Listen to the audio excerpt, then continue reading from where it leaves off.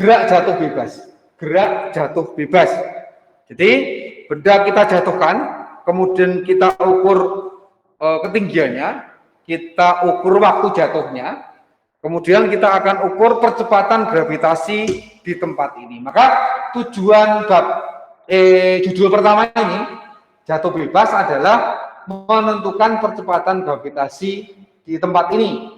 Ya, saya sedang di lab fisika, jadi menentukan percepatan gravitasi di lab fisika sekolah kita, ya, gitu. Nah, alatnya apa saja? Oke, alatnya dan bahan yang pertama adalah ini, teman-teman. Ini batu kali, ya, batu kali, ya, yang nanti benda yang akan kita jatuhkan. Kenapa pakai batu? Supaya kalau jatuh itu menghasilkan suara yang cukup bisa untuk mematikan stopwatch. Karena stopwatch yang kita gunakan nanti stopwatch akustik, ya, itu. Ini. Kemudian ini apa ini? Lihat apa ini? Halo, siapa yang mau lihat? Ini apa ini? Halo? Halo? Meteran, Pak. Meteran, gitu, meteran pita. Kemudian ini penggaris logam, ya, bukan plastik tapi logam. Nanti ini saya sediakan, ya, di meja, ya. Supaya apa? Supaya nanti dipakai untuk menghasilkan suara awal saat benda ini bergerak, supaya oleh si stopwatch bisa direkam gerakan awalnya itu yang mana, ya. Kemudian ini statif, ya, statif yang di atasnya disusun seperti ini. Nah, ini, ya. Nah, ini, ya. Ini ada penggaris yang kita klaim untuk tataan gerakannya. Nanti ini kita letakkan batunya di situ, di sini. Ya, kita letakkan begitu. Kemudian kita pukul, dia jatuh.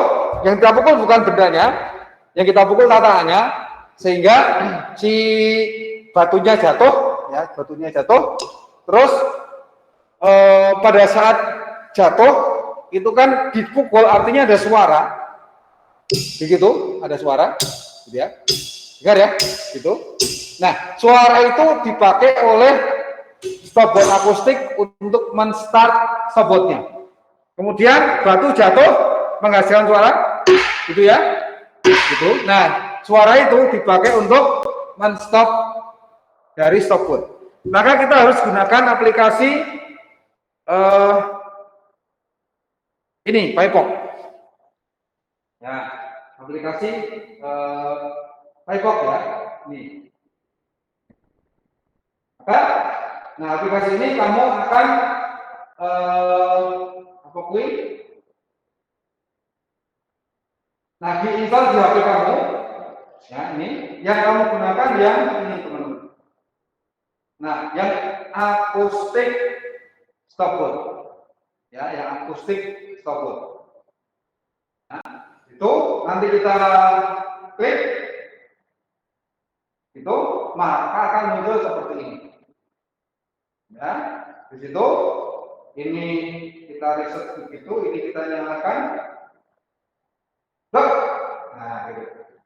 Jadi kamu misalnya bisa reset, ya. Yuk.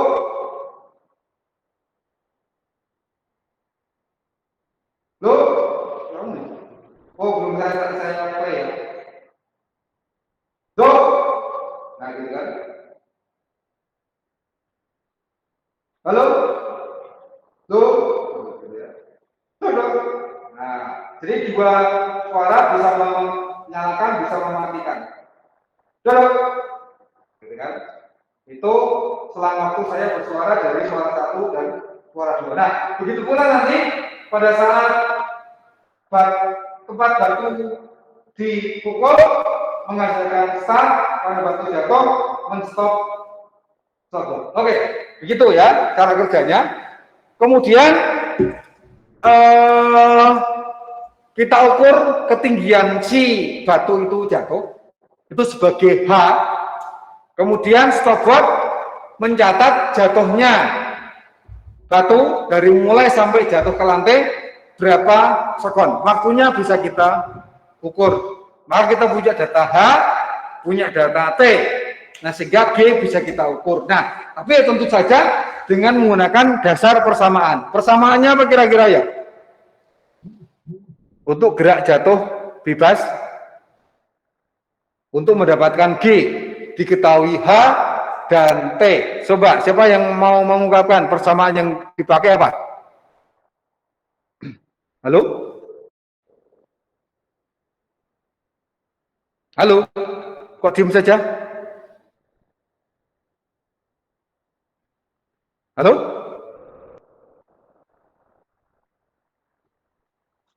Halo, kok diem saja?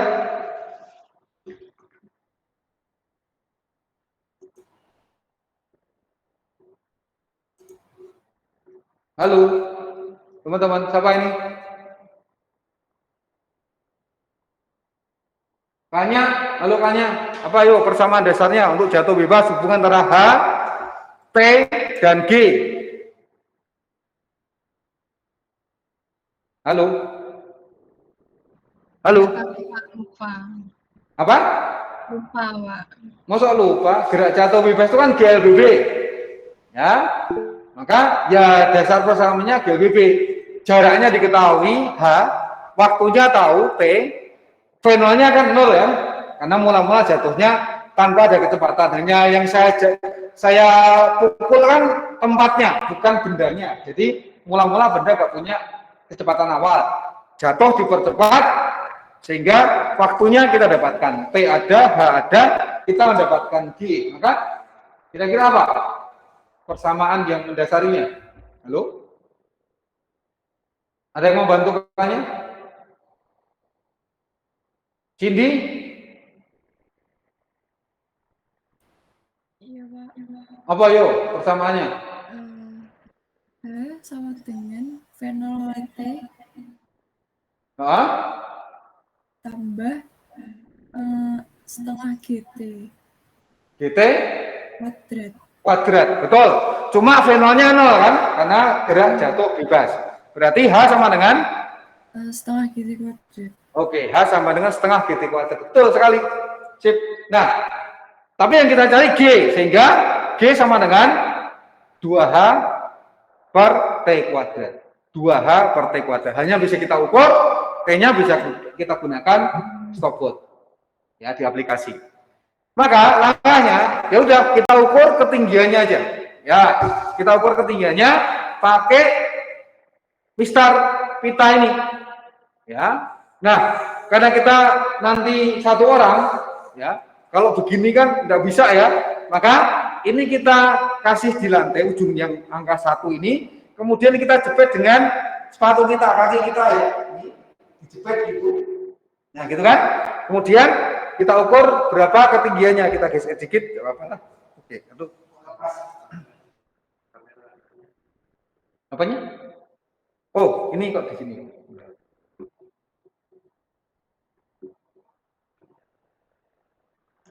Nah, oke teman-teman. Jadi ini dijepit di sepatunya, itu di lantai. Kemudian nanti ini kita bisa ukur berapa. Oh, kira-kira ini, oh ini 155. Wah, ini 155 cm. Jadi dari ini situ 155 cm. Itu sebagai H1 ya, H1. Kemudian T-nya berapa? Ya udah, kita letakkan batu kali ini, nah, di atas ini. Nah ini, yang agak minggir gitu. Orang Jawa istilahnya gawing, apa ya? Di pinggir persis gitu ya.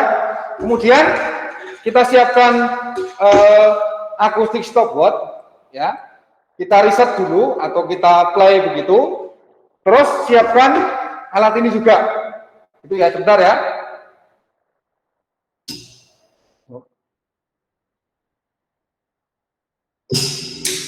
Nah, oke. Oh, sampai jauh ya. Ya, oke, teman-teman. Jadi pada saat saya pukul penggarisnya menghasilkan suara, stopwatch nyala.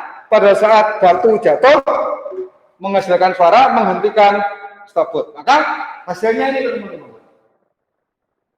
Nah, ini adalah waktu dari awal gerak sampai jatuh di rantai. 0,569 sekon. Itu adalah T1. H1-nya tadi 1,55 meter atau 155 cm. Ya. Kemudian P-nya 0,569 sekon. Berarti hanya ada, T-nya ada. Maka G-nya ketemu. Tadi G-nya apa tadi? 2H per T kuadrat. Ya kan? Oke, itu data pertama. Data kedua, ini kita turunkan 10 cm misalnya. Oke, segitu ya. Nah, oke. Dengan cara yang sama, kita letakkan bendanya. Ya, gitu. Kita pukul sambil kita hidupkan stopwatchnya. Gitu. Itu data kedua. Kedua data kedua. Dan seterusnya sampai data kelima. Ya, ini turunkan lagi. Ini H3 diukur. T3 ketemu, turunkan lagi. Nah, ini adalah H4. T4-nya ketemu, terus dan seterusnya. Nah, ini yang paling rendah misalnya. Nah, gitu. Itu H5, T5-nya ketemu. Nah, minimal 5 data ya. Ya, minimal 5 data. Sehingga kamu dapatkan 5G. Ya, 5G. Nah, dari 5G itu kan yang diukur sama, yaitu percepatan gravitasi. Maka boleh di rata-rata. Jadi dari G1 berapa, G2 berapa, G3 berapa, G4 berapa, G5 berapa. Dari data itu dianalisis pakai tabel boleh, ya. Kemudian di rata-rata G-nya. Nah, kamu laporkan dalam laporan tertulis. Ada judul, ada tujuan, ada alat bahan, ada apa lagi ya? Teori, langkah kerja, data dan analisa, baru kesimpulan. Begitu kira-kira. Jelas teman-teman untuk yang jatuh bebas? Halo? Halo? Jelas ya? Apakah ada pertanyaan bagi teman-teman yang lain? Gampang ya? Yang penting kamu harus sekarang install PyPoc-nya, ya. Nanti bisa digunakan untuk melakukan percobaan untuk judul yang pertama, gerak jatuh bebas. Kalau tidak, kita lanjutkan yang kedua, yaitu ayunan sederhana. Ya, ayunan sederhana. Oke, kita bantuan Mas Wahyu untuk chatting alatnya lagi ya. Ayunan sederhana ini adalah materi kelas Mas Wahyu ya. Nah, itu aturan kita. Mungkin pernah ketemu kamu belum ya? Di pas datang di sekolah mungkin ketemu dengan beliau ya. Nah, tujuan dari praktikum yang kedua, ayunan sederhana ini sebetulnya sama dengan yang pertama ya, begitu. Tapi konsepnya menggunakan konsep getaran ya, gitu. Oke, makasih Pak Wahyu. Jadi menggunakan konsep getaran ya. Dan itu ada di materi kelas 11. Saya pikir mungkin memang kamu belum pernah ya. Oke, teman-teman. Alat yang digunakan apa saja? Ya, alat digunakan adalah yang pertama, jadi statif ini. Statif, ada tempat untuk menggantungkan beban, terus tali, ya, dan bebannya itu sendiri. Ini bebannya. Nah, ini. Nah, bebannya nanti bisa diubah, ya. Panjangnya juga bisa diubah. Kemudian berikutnya ini sama, kita tetap menggunakan ini penggaris ya, kapok penggaris, mistar ya, mistar pita seperti ini, ya. Kemudian stopwatch, tapi stopwatchnya stopwatch yang manual seperti ini. Nah ini stopwatch yang manual seperti ini, ya. Mungkin kamu bisa menggunakannya. Nah, kita tidak gunakan yang digital karena gampang rusak ternyata yang digital, ya. Gitu. Maka kita pakai ini. Terus ya udah itu saja ya yang akan kita gunakan. Baik, sekarang langkah-langkahnya teman-teman.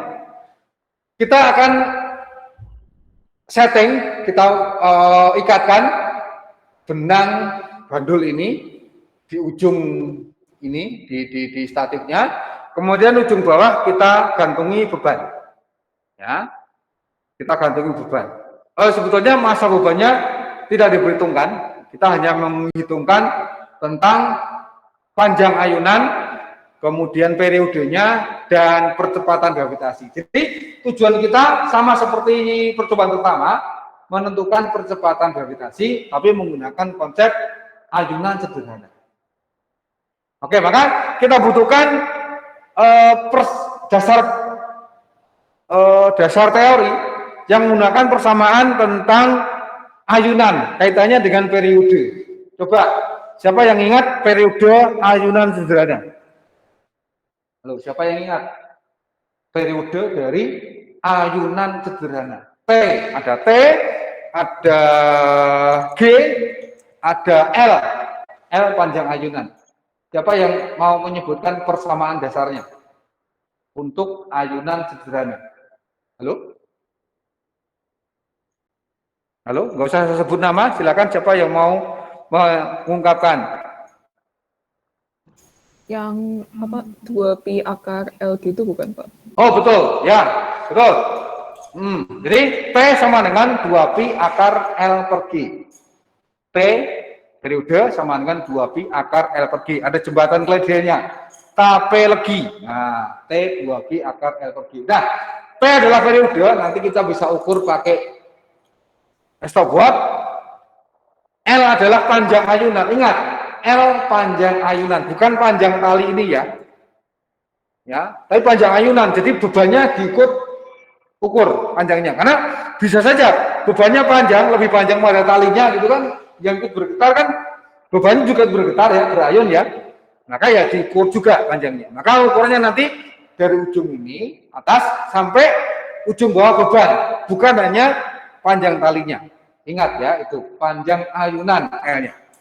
Nah, G-nya nanti bisa ketemu. Oke, kita lihat. Kita mulai ya. Kita ukur panjang ayunannya dulu. Ya. Dari ujung ini sampai ujung bawah beban. Bukan ini loh ya, bukan panjang talinya ini tok. Ya, bukan segini. Bukan ini ya, bukan ini. Ya, bukan ini. Ini kan panjang tali, bukan itu. Tapi yang kita pakai adalah panjang ayunan. Jadi sampai sini. Nah, ini tertera di sini 54 cm. Jadi L1-nya 54 cm, L1-nya. Kemudian kita akan ukur periodenya. Caranya bagaimana? Ya udah, ini kita ayunkan biar dia berayun. Kita kasih simpangan, nggak usah terlalu besar ya simpangannya, kecil aja. Ya, kecil aja. Terus kita lepas, dia berayun. Ini kan masih ayunnya goyang-goyang. Biarkan dia berayun secara stabil. Ya, jadi nggak usah ngitungnya begitu kamu lepaskan, kamu hitung periodenya, enggak gitu. Jadi biarkan dia berayun dulu secara stabil. Ya, kalau sudah stabil begini, barulah kita akan ukur periodenya. Itu pun tidak satu kali ayunan kita ukur T-nya, enggak. Kita akan mengalami banyak kesalahan nanti. Datanya enggak begitu valid. Maka kita gunakan 10 ayunan, kita ukur waktunya, maka periodenya adalah waktu tempuh 10 ayunan dibagi 10. Gitu. Jelas ya? Jadi kita gunakan 10 ayunan, waktunya berapa? Periodenya ya waktu tempuh 10 ayunan dibagi 10 ayunan. Bagi 10. Nah, caranya begini teman-teman. Kita akan nyalakan stopwatch saat si ayunan ini berada di titik terjauh. Bisa sebelah kiri, bisa sebelah kanan. Terserah, disepakati aja. Misalnya, saya ambil di sebelah dekat saya itu sebagai titik terjauh. Pada saat itu, saat titik terjauh, kita nyalakan stopwatch dan bilangnya 0, jangan 1. Jangan 1, 2, belum. Wong belum berayun kok sudah kamu hitung 1. Belum berayun, kita hitung 0. 0, baru 1, 2, 3, dan seterusnya. Saat bilang 0, saat kamu nyalakan stopwatch. Jelas ya? Oke, kita mulai. Saat terjauh, saya bilang 0, saat itu juga saya tekan stopwatch. 0, 1, 2, 3, 4, 5, 6, 7, 8, 9, 10. Nah, pada saat terjauh, begitu pula saat hitungan ke 10 dan terjauh, maka saat itu pula kita akan tekan stopwatch-nya. Nah, kita dapatkan waktu untuk 10 ayunan. Nah, seberapa besar ini? 15 ya. Oke. Jadi saat ini 10 ayunan menghasilkan 15 sekon. Berarti satu ayunan berapa? Ya udah 15 dibagi 10, 1,5 sekon. Itu periodenya. Jadi periode kita dapat panjang tali tadi 50. Berapa tadi ya? Nah, tadi saya tidak saya catat ya. Tapi kamu nanti catat ya. 54. Ya, jadi L-nya 54, T-nya 1,5 sekon. Nah, dari situ kita dapatkan G-nya. Ya, dari persamaan T sama dengan 2pi akar L per G. Maka G-nya berapa jadinya? Dari bentuk dalam persamaan. Kalau T 2pi akar L per G berarti G sama dengan, siapa yang mengungkapkan, mengubah persamaannya?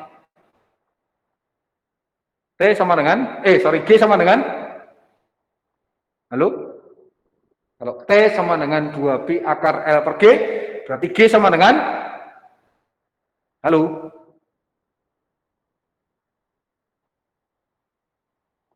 Sharon?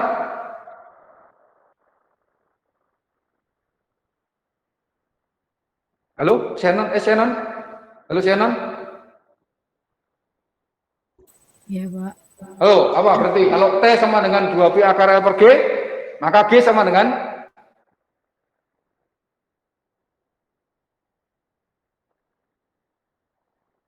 halo? T sama dengan 2pi akar L per G, berarti G sama dengan,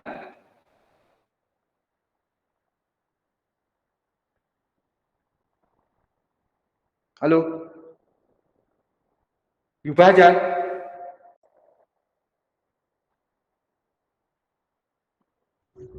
Halo? Siapa yang mau bantu? T sama dengan 2pi akar L per G, berarti G sama dengan, mengubah dari persamaan itu jadi apa? 4pi kuadrat kali L per T, Pak. T kuadrat ya? Oh iya. Jadi G sama dengan 4pi kuadrat L per T kuadrat. Nah, dari situ kita dapatkan apa? G, sudah. G untuk data yang pertama. Nah, untuk data kedua, misalnya kita perpendek. Nah, ini kita perpendek.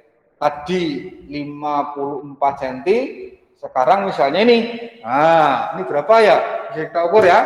Ini L2 misalnya. 29,5. Nah, 29,5. Nah, ini L2-nya. Terus kita nolkan dulu stopwatch-nya, kita ayunkan itu. Nah, terus kita ukur 10 ayunan berapa? Oke. 0, 1, 2, 3, 4, 5, 6, 7, 8, 9, 10. Nah, itu. Oke. Berarti 10 ayunan untuk panjang 29,5 cm itu sebesar ini. 11 sekon. Nah, 11 sekon. Nah, berarti satu ayunan 1,1 sekon periodenya. L-nya tadi 29,5, 0,295, P-nya 1,1. Sehingga nanti persamaan tadi 4pi kuadrat L per T kuadrat kita dapatkan G yang kedua. Dan seterusnya, bisa kamu perpanjang ya. Kalau tadi kan 54, bisa diperpanjang aja. Berapa gitu ya. Oh gitu misalnya. Ini panjangnya mungkin lebih dari 1 meter. Tidak apa-apa. Kita ayunkan aja gitu. Nah gitu. Udah kelihatan dari kamu ya. Tidak apa-apa. Misalnya. Oke. Nah gitu. Nah. Itu kan panjang. Boleh begitu. Ya. Ya gitu. Kamu ukur berapa T-nya, berapa L-nya, dan seterusnya. Oke, itu untuk ayunan. Sehingga nanti ada 5 data G1 data pertama, G2 data kedua, G3, G4, G5, minimal 5 data ya. Kemudian nanti di rata-rata dilaporkan dalam laporan tertulis. Ada judul, dasar tujuan, alat bahan, dasar teori, langkah kerja, data dan analisis, kemudian terakhir kesimpulan. Begitu teman-teman. Jelas ya? Untuk yang percobaan yang kedua. Apakah ada pertanyaan? Halo, untuk percobaan kedua? Jelas? Halo? Kok diem saja? Jelas ya? Oke, yang lain? Pak, hanya satu orang yang jawab. Jelas, Pak. Oke ya? Oke, baik. Sekarang percobaan ketiga. Yaitu apa? Getaran pegas. Maka ini kita setting lagi untuk yang pegas. Ya. Pegas atau per gitu ya. Nanti kita punya beberapa pegas. Ya, yang satu mau dipasang oleh Mas Wahyu. Ya. Pegasnya seperti apa? Tuh. Nah, atau ini juga ada punya pegas yang lain juga. Nah, ini yang pegas yang dipasang oleh Mas Wahyu nggak besar. Ini pegas yang kecil. Nah, yang mau kita lakukan adalah konstanta pegas atau K. Karena pegas itu punya konstanta, setiap pegas punya konstanta sendiri. Ya, tergantung dari apa? Banyak hal. Bahannya, kemudian diameter dari pegas itu sendiri, gitu ya. Kemudian apalagi ya, panjang pegasnya, gitu ya. Itu berpengaruh. Ya, maka kalau diaplikasikan ke alat-alat apa ya? Di kehidupan kita misalnya kasur pegas, gitu ya. Atau untuk shock breaker kendaraan, mobil misalnya. Nah, mobil Eropa dengan mobil Jepang beda. Ya, lebih nyaman mobil Eropa katanya. Tapi nggak tahu juga, saya belum pernah naik mobil Eropa yang mahal itu ya. Mungkin kalian sudah pernah bisa membedakan mobil Eropa dengan mobil Jepang itu bagaimana kalau kamu naiki. Nah, kalau tidur di mobil Jepang itu bagaimana, tidur di mobil Eropa seperti apa? Mungkin beda ya. Oke, nah ini sudah dipasang. Alatnya adalah statif seperti tadi. Kemudian pegas dan beban. Ini bebannya. Ya, ini bebannya. Bebannya nanti bisa kita ubah-ubah. Ya, bebannya ini bisa ada tertera masanya ya. Ya. Kalau kamu lihat ini, di sini ada tertulis ada masa. Nggak tahu berapa ini. Ini 50 ya kalau kamu lihat. Kelihatan enggak ya? 50 gram. Ini 50 gram. Ada tulisannya 50 gram. Ini cetok mana? Sebentar. Ini cetok. Ini ada cetok. Semoga bisa kelihatan kalian ya. Nah itu kan 50 gram. Ya kan? Nah, setiap ini 50 gram. Sehingga kalau di sini ada berapa ini ya? 1 2, 3, 4, 5, 6 kali 50 berarti saat ini yang menggantung di ujung pegas adalah 300 gram. Nah ini. Jadi massa nanti penting ya. Kenapa? Karena ada hubungan antara massa, konstanta pegas, dan periode. Yang dinyatakan dengan persamaan seperti apa coba? Ingat enggak kamu? Periode pegas. Siapa yang ingat? Ada T, ada massa, ada konstanta pegas. Coba, siapa ingat persamaannya? Periode ya. Apa? T sama dengan 2 akar M per K. Kurang pi. Ya mungkin yang terkirim itu karena saya hanya download dari doc, saya download ke PDF, mungkin simbol-simbol itu enggak tertera ya. Harusnya P sama dengan 2pi akar M per K. Tolong yang itu saya tak pikir langsung dari doc ke PDF-nya itu bisa langsung ya gitu. Oh, terima kasih Pak Pran, baik hati ya. Saya dikasih minum ya. Saya tadi itu ngomong terus ya. Oke, P sama dengan 2pi akar M per K. Ya, tapi maka jembatan teorinya. Nah, sehingga untuk mendapatkan K butuh apa? P dan M. Maka M-nya tadi sudah disebut ya. masanya saat menggantung di sini adalah 300 gram jadikan kilo, 0,3 kilo. Kemudian T, ya T kita akan gunakan stopwatch lagi. Nih, kita gunakan stopwatch lagi untuk menghitung periodenya.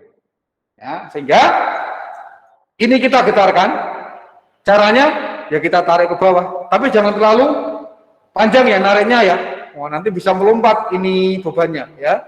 Tariknya pelan saja, sedikit saja, 2 atau 3 cm ya. Tarik begitu, kita lepaskan. Dia berayun. Ya kan? Berayun ya. Kelihatan tuh berayun ya. Nah, kemudian kita akan ukur periodenya. Caranya pada saat dia di titik terendah, ya, kita nyalakan stopwatch, bilang apa? 0. Kemudian kita hitung berapa kali getaran, 10 kali ya, 10 kali getaran. Baru saat getaran ke-10 di titik terendah, kita matikan stopwatch. Oke, kita coba ya. 0, 1, 2, 3, 4, 5, 6, 7, 8, 9, 10. Oke, nah sudah ke 10, maka kita dapatkan hasilnya. Berapa kira-kira ya? 10 ya. 12. Nah, sekitar 12 sekon. Itu 10 getaran.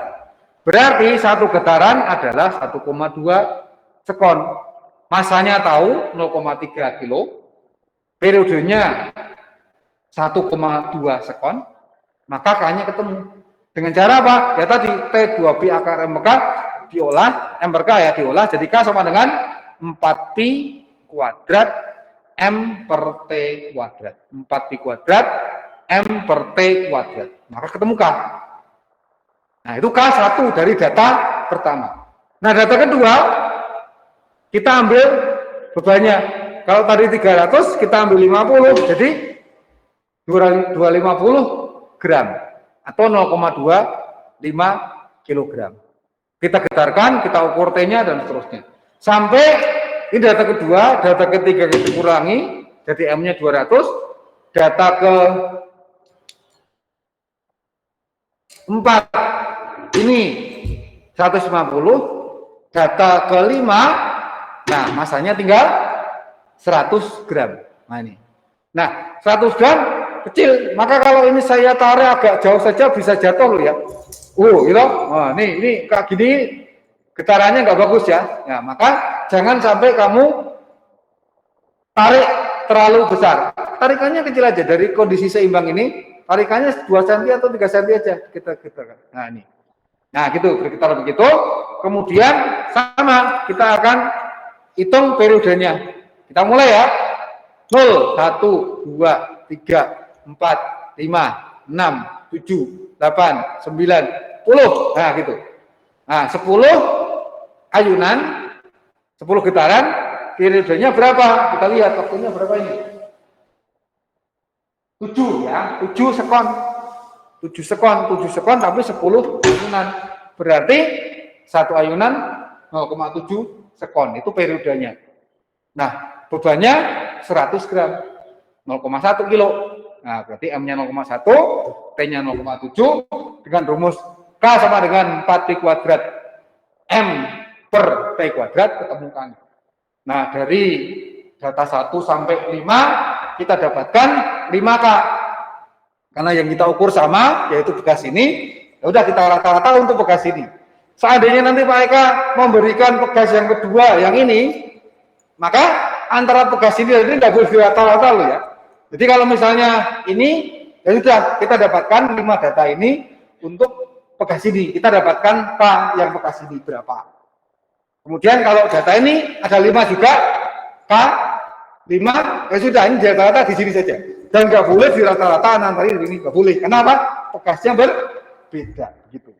Ya, nanti coba nanti ke pas ujian saya berikan mungkin 3 atau 2 bekas.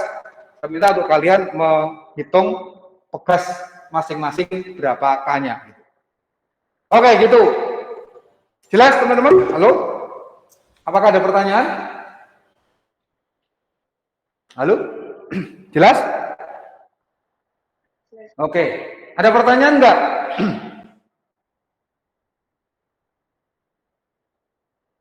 Yang lain? Belum ya? Oke, moga-moga jelas ya. Nah, dan kamu bisa baca petunjuknya di Google Classroom sehingga nanti tambah lebih jelas. Cuma tadi ya, kemungkinan pas convert ke PDF simbol P-nya nggak terdetek ya, sehingga nanti kalau di bagian yang T sama dengan 2Pi akar M per K, tolong ditambahi 2Pi ya. Tidak hanya T sama dengan akar M per K, tapi T sama dengan 2Pi akar M per K. Tolong itu diubah ya, karena mungkin pas konversi tidak ikut gitu. Baik, itu percobaan ketiga, getaran pada bekas. Percobaan keempat adalah vektor. Ya, saya pikir kalian sudah pernah vektor ini. Ya, kita tujuannya menentukan, bukan menentukan ya, membuktikan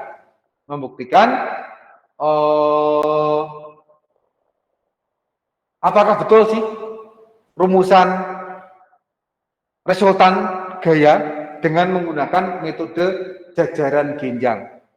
Ya, siapa yang masih ingat menentukan jajaran resultan menggunakan metode jajaran genjang gaya?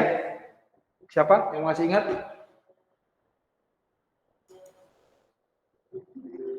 Halo? Siapa yang ingat ya?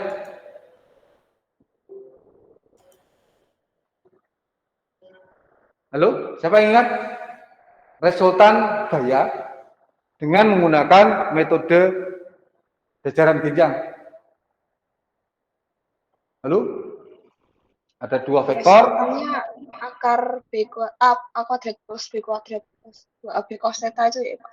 Ya, betul sekali. Ya, itu. Jadi, dua vektor A dan B mengambil sudut theta, maka resultannya adalah akar dari A kuadrat tambah B kuadrat tambah 2AB cos theta. Nah, maka alatnya seperti ini, teman-teman. Alatnya seperti ini. Saya di situ ya. Ini kok biar agak ini. Nah, saya pikir kalian sudah familiar dengan alat ini ya.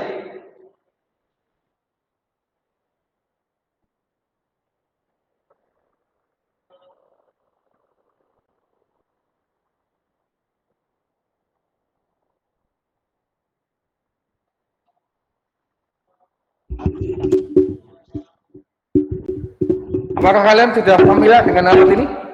Ayo, untuk yang vektor. Ini ada alatnya neraca bekas.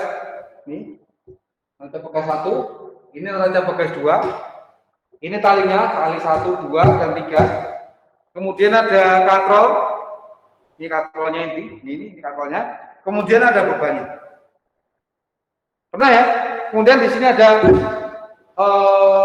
kertas putih atau kertas karton gitu ya, untuk menggambarkan nanti posisi gaya yang terlibat dalam sistem ini. Ya, begitu. Pernah? Masih ingat kamu? Halo?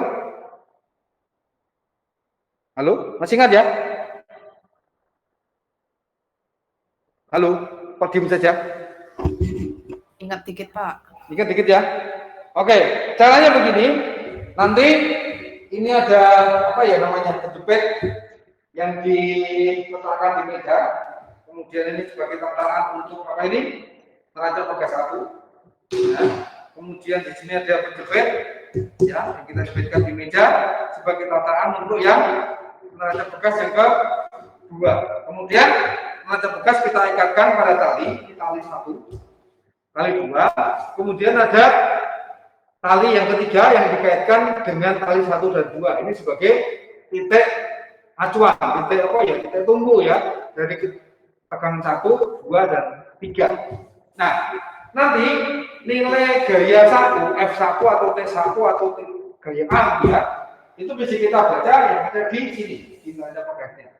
Tegangan tali kedua atau gaya kedua atau B gitu ya, itu bisa kita baca di sini. Ya, di neraca bekas yang kedua. Kemudian resultannya itu kita tampilkan dengan tegangan tali yang dikaitkan dengan bebannya, ya, beban tali. Ya, jadi ini adalah F1, ini adalah F2, ini resultannya. Mungkin bertanya, ada yang bertanya, atau mungkin saya akan bertanya. Ini kan kalau ini F1, ini F2, maka resultannya kan ke sini, betul nggak? Jadi ini F1, ini F2, maka resultannya kan ke sini. Tapi kenapa kok kali ketiga itu dipakai sebagai pengganti resultannya? Ayo, ada yang tahu nggak? Kenapa ini boleh dianggap sebagai resultan? Padahal kalau menurut teori jajaran ginjal, ini F1, ini F2, resultannya kan ke situ ya. Ya. Tapi kenapa ini kok dianggap sebagai resultan dari kedua gaya ini dan itu? Ada yang mau bantu menjawab? Silahkan. Halo? Ada yang mau menjawab? Kenapa kok bukan ini yang resultannya? Kok ini? Halo? Ada yang mau menjawab?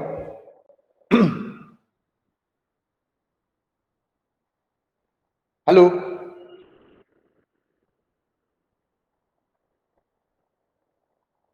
Kok diem semua? Halo? Jovi? Jovi gimana? Udah masuk belum Jovi?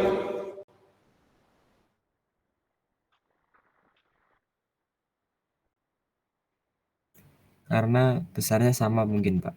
Apanya yang besarnya sama? Nilainya, Pak. Nilainya antara yang ini dan yang itu gitu ya? Iya, Pak. Kenapa bisa sama ya?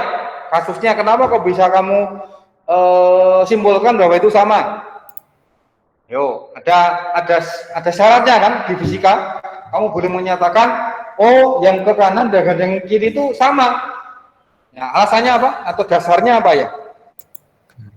Ada yang mau bantu? Perpanjangannya bukan, Pak? Bukan masalah perpanjangan, tapi masalah apa yuk? Seimbangnya. Ya, betul sekali, keseimbangan. Kenapa seimbang? Kok tahu bahwa ini seimbang? Ya karena benda diem, sistem diem gitu ya. Betul nggak? Dalam konteks fisika kan kalau sistemnya diem, itu dikatakan seimbang. Maka boleh dikatakan sigma F-nya sama dengan halo? Kalau benda siang berarti sigma F-nya sama dengan halo? Kalau benda seimbang berarti sigma F sama dengan berapa halo? Kalau benda seimbang itu sigma F-nya sama dengan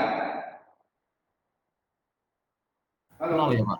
0. Ya, sehingga kalau saya gambarkan di sini ya, ini F resultan, ini T3. Benda diem, berarti F resultan itu diseimbangkan oleh tegangan tali yang besar. Sehingga diem, maka kita boleh menyatakan, oh yang arah ke sana itu sebagai perwujudan dari arah yang ke situ, karena sama. Oke, gitu ya. Jadi resultannya sebetulnya ke sini antara T1 dan T2 itu ke sini. Cuma karena seimbang, maka resultan yang ke situ boleh kita gantikan yang besar. Maka langkah yang harus kita lalui untuk membuktikan berarti apa? Oh, ini kita akan cari T1, T2 dan R-nya dengan membaca di ini pembacaan untuk T1, ini T2 dan bebannya untuk resultan. Ya. Maka kemudian ada biasa theta. Nah, theta bagaimana cara ngitungnya? Ya udah, ini berarti kita buat titik temu itu di kertas, karena kita ambil kertas di sini ya.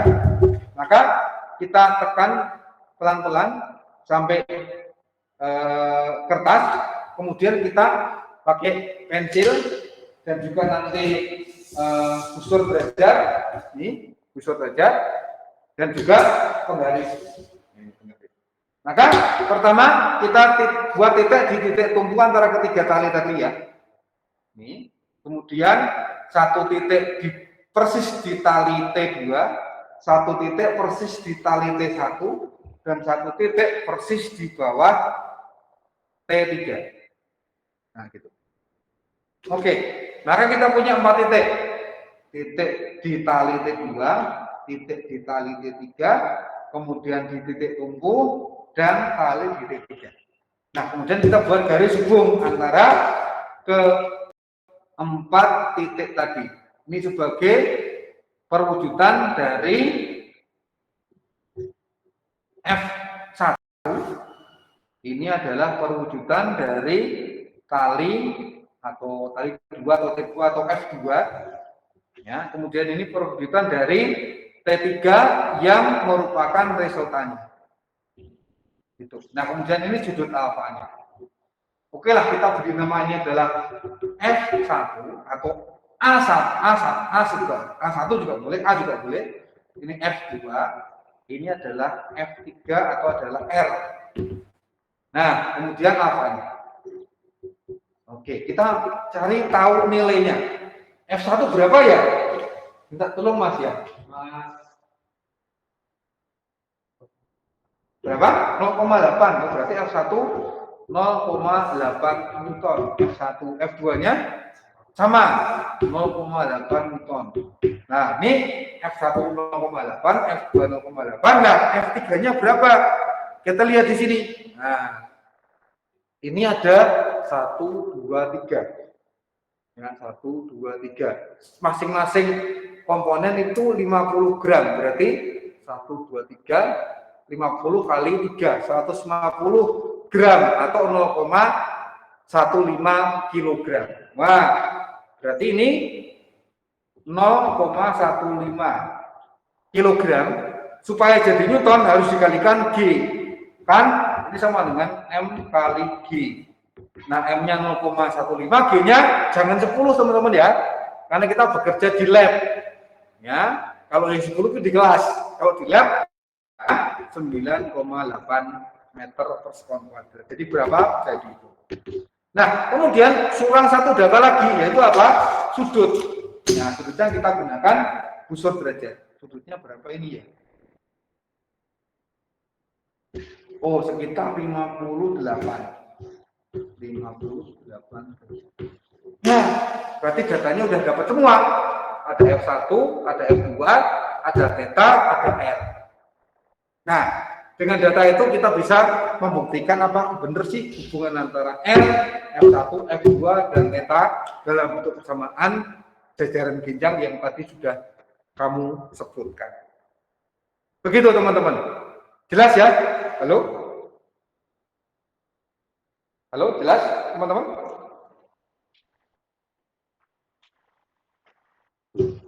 Jelas, Pak. Oke, ya. Oke. Hari ini empat percobaan yang bisa kita lakukan sampai hari ini. Kemudian untuk yang 4 percobaan berikutnya akan kita lakukan di minggu depan. Nah, ini saya tutup ya videonya. Nah, gitu teman-teman. Ya. Begitu. Semoga apa yang saya jelaskan hari ini kalian pahami. Ya, bisa dibayangkan gitu ya, dan nanti pas PTM kalian akan coba sendiri ya, supaya nanti di ujian kalian bisa melakukannya dengan baik. Harapannya begitu. Jelas ya teman-teman ya?